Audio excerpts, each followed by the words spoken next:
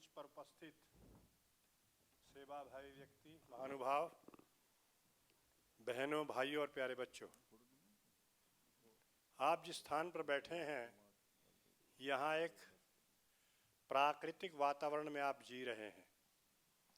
मैं तो दो तीन बातें आपसे कहूँगा, वो कड़वी हैं, मीठी नहीं है, क्योंकि मीठा खाएंगे तो शुगर हो जाएगी। विश्वरूप जी बैठे हैं फिर आपका इलाज करने के लिए। तो मेरा कहने से तात्पर्य है कि हम प्राकृतिक जीवन जीते हैं और प्राकृतिक लोगों का इलाज करते हैं, तो हमारा खान पान, हमारा रहन सहन, हमारी दिनचर्या, हमारा पहनावा इस प्रकार का होना चाहिए कि हम चिकित्सक दिखाई दें, प्राकृतिक चिकित्सक दिखाई दें, एक ड्रामा दिखाई न दें।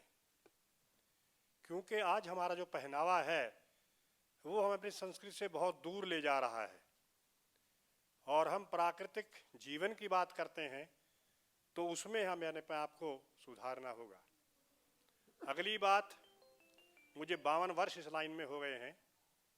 52 वर्ष से धरती से और आकाश तक इस नेचुरोपैथी के विषय में, जीवन पद्धति के बारे में जाना है, समझा और सीखा है।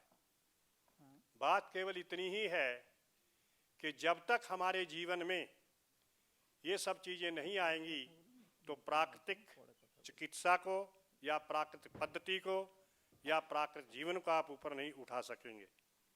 एक बात और कहना चाहता हूँ, क्योंकि मिनटों का तो अभाव है, लेकिन प्रकृति जहाँ वहाँ मिनट मिनट देखता कोई है नहीं, अपने मुताबिक चलता है।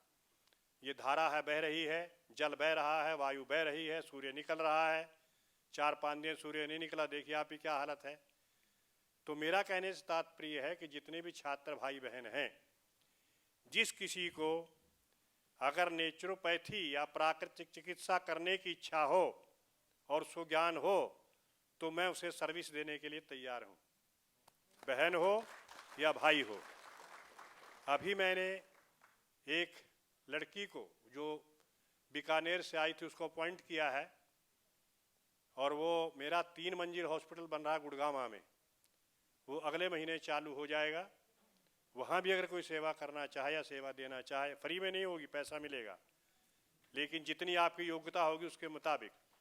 तो जिस व्यक्ति को इस तरह की सेवा की आवश्यकता हो तो मुझे मिल सकता है। धन्यवाद, आपका आभारी हूँ। और डबास साहब ने सब कार्यक्रम किया, इसके लिए और आभारी हूँ।